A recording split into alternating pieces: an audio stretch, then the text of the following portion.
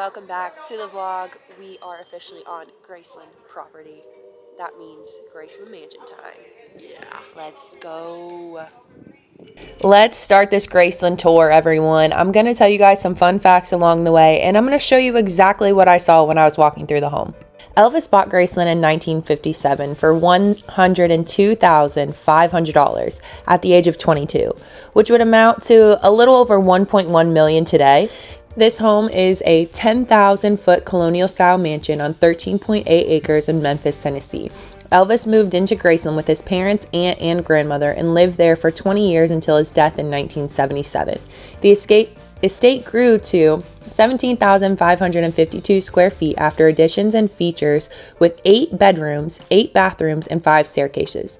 It was added to the National Register of Historic Places in 1991 and designated to the National Historic Landmark in 2006. This was the first rock and roll site to be named on both lists. The Christmas decorations you see on this tour are Elvis's original decorations. As you walk through the doors of Graceland, you're in the foyer. If you look directly up as you walk in, you'll see a chandelier. It's beautiful, but if you look a little bit closer, you'll see the strands missing on the right side. Well, Elvis was doing karate one day and kicked that and ripped it down. Right above the door is a beautiful stained glass window with a PRESLEY P. As you look into the living room, you will see stained glass windows. These windows cost $9,345 and were designed by Elvis's late ex-girlfriend, Linda Thompson. Elvis loved what the peacock stood for, eternal life and resurrection. And as you look past the peacock windows, you'll see the music room where the beautiful knob grand piano sits. This area was always full of friends and family gathered around Elvis singing their favorite songs. The white couch is a customized 15-foot couch. The coffee table also is custom. Linda Thompson also added the touches of mirrors along the walls in 1974 to make the room feel bigger. The photo of Vernon and Gladys, Elvis's parents, were taken in 1957. This is what they would have looked like around the time the home was purchased. As we continue the tour, we head down the hallway to the right to Vernon and Gladys's room. Unfortunately, Gladys did pass away in 1958, but when we peek into her room, you step into a world of purple velvet, white French reproduction furniture, lavender, and purple tiles with mint green accents, rubber stamped poodle wall designs and brassy chandelier, and a dresser top framed with Elvis at the age of 5 with his famous sneer already evident. Minnie Mae Presley later moved on into this room from her upstairs bedroom. Her upstairs bedroom became the nursery for Lisa Marie. As we leave the parents' bedroom, we step back into the foyer and we're looking at this beautiful grand staircase. Many of you know that this staircase in Elvis's bedroom is completely off limits to everyone. The picture that you see on the left side of the wall, that was moved from Vernon's office. And if you look closely, Elvis has blonde hair. That's his original hair color. Elvis never really had photos of himself around the house much. And then upstairs is Elvis's bedroom, dressing room, office, 3 bathrooms, and Lisa Marie's bedroom. Now to the dining room. The dining room is where the Christmas would take place. The main Christmas tree was located in the dining room right behind Elvis's chair, as you can see here. The tinsel that is on the tree in the picture is the original tinsel from when Elvis decorated it. A funny story that they told us is that when Elvis would decorate with the tinsel, he would just take clumps of it and throw it onto the tree and call it a day. When Priscilla lived there, she didn't like that, so when Elvis would leave, she would sit there and lay them out across the tree to make them look perfect. And here is a picture of Lisa Marie and Priscilla. As we continue the tour, we will see a set of stairs on your right, and those stairs lead directly up to Elvis's bedroom. Fun fact, the carpet on those stairs are original, while the carpet in the living room is not. Also, the carpet in the kitchen is original. The kitchen was way ahead of its time. It had one of the first ever microwaves that costed Elvis around $1,000. This kitchen had a lot of little hidden gadgets. The 4-burner stove, however, when you pull it out, the drawer, there was 4 additional burners. The door that you see across the way leads to Aunt Delta's room. She was the longest living resident in the Graceland Mansion. When she was living there at Graceland, tours were happening, and they told us that at 6:01 p.m., she would yell at everyone to get out, and she would let out her little dog, and they would chase them out. But now let's head down into the basement. Mirrors, mirrors, and more mirrors. I call this room the monkey room. Linda Thompson also helped to decorate this room. The bar that you see here has a soda machine, and it was always loaded with candies and chocolates. The TCB on the walls, most of you guys already know, means taking care of business in a flash. This room has 3 sets of TVs. Elvis got the idea from former President Johnson. He would watch all 3 sets of TVs at one time, and most of the time in this room, 3 different football games would be on. Also, the fireplace here is the second gas burning fireplace in the house. So now let's head across the hallway into one of my favorite rooms in the whole house, the pool table room. So the pool table room was not added on until 1974, but the pool table was actually purchased in 1960. There's about 350 to 400 yards of fabric on the ceiling and the walls. The fireplace in this room is the 3rd fireplace in the home, but is the only wood burning one. And then once the remodel happened, it was no longer used. A little story for you guys. So you see the light fixtures above the pool table. If you look hard enough to the left side, you'll see a little piece missing. That's where Lisa Marie threw a pool ball and chipped a part of the glass.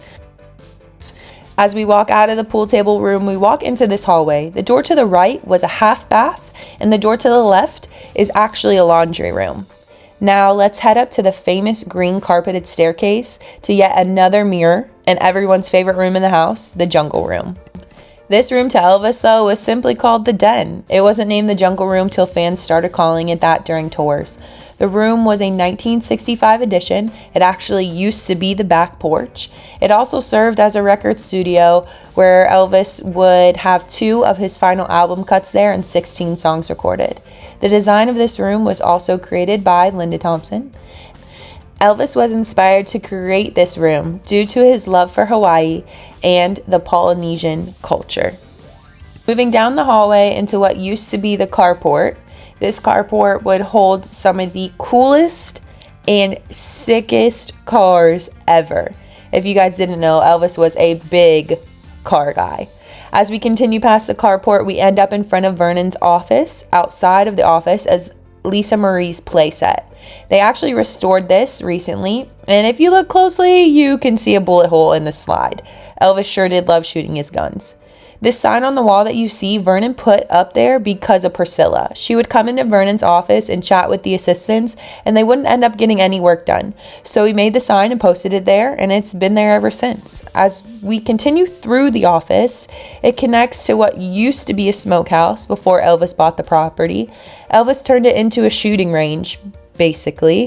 Him and his buddies would stand from outside the door frame and try to shoot at the target inside the room.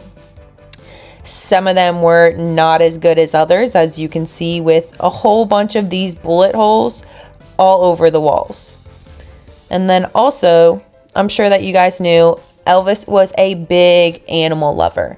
He kept plenty of pets at Graceland, from Bowtie the turkey to a bird who would chirp phrases including "Elvis isn't here," to a number of horses and dogs, to a chimpanzee named Scatter, a squirrel monkey named Jehu, I think his name was, 2 wallabies that were gifted by Australian fans that were later donated to the Memphis Zoo, and peacocks. He even reportedly kept donkeys in the kidney-shaped swimming pool that you guys will see later that was added in 1957 before it was filled.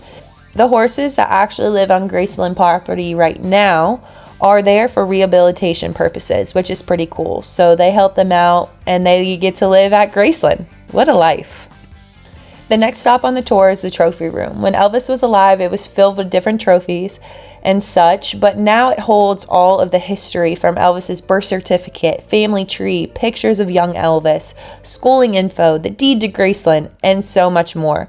This room holds so much info, and it's so fun to look at all the stories it tells.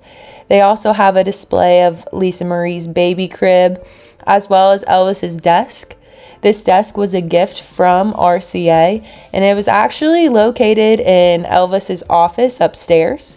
Lisa Marie had to give the okay for them to go upstairs and bring it down to put it on display. So as we head out of the trophy room, we head into the pool area. The pool was one of a kind back then. It was kidney shaped. It had a diving board. There was also another soda machine fountain somewhere out here when Elvis was living.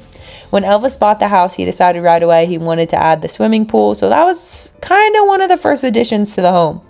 The doors that you see in the distance that kind of look like a gate, they actually were doors that led from the trophy room to the pool, but EPE decided to seal those doors off once the tour started. Now let's head into another addition to the home, the racquetball court. This was the last place Elvis hung out with family and friends before his passing. The racquetball building had a pinball machine, ab workout station, a piano that Elvis would love to sit and play at, a bar area, an upstairs area, which unfortunately is blocked off to the public. But the upstairs area did have dressing rooms and a full-size jacuzzi. Elvis loved playing racquetball. His doctor actually got him into the racquetball scene. But as we head out of the racquetball area and you look past the trees away, you'll see a white home. That is Vernon's old house. He moved there when he married his second wife. And then the house close to it, directly behind Graceland, is actually an Airbnb, and I heard that it's all Elvis inside. As we continue to walk, this leads us into the meditation garden. Elvis's funeral was held at Graceland the day after a public viewing in the mansion's foyer drew an estimated 25,000 mourning fans. Elvis was first buried at the nearby mausoleum alongside his mother Gladys. Then their remains were relocated to Graceland's meditation garden after thieves attempted to steal his body. Elvis, his parents, grandmother, daughter, and grandson are also buried here. A memorial for Elvis's twin brother, who was a stillborn, is also on site. Court documents show Priscilla Presley can also be buried near her former husband at Graceland. Graceland is a wonderful place to be any time of the year. It's beautiful and full of history. Quick shout out to all the workers that work there. They are extremely, extremely friendly every time that I go. But Elvis is a true humanitarian, a king of rock and roll, and I hope you all enjoyed this tour and all the fun facts along the way. If you have any cool facts, comment them down below. Also comment if you've ever been to Graceland. I can't wait to be back at Elvis Week for 2024. Thanks for following along. Our next vlog is going to be in Tupelo, Mississippi.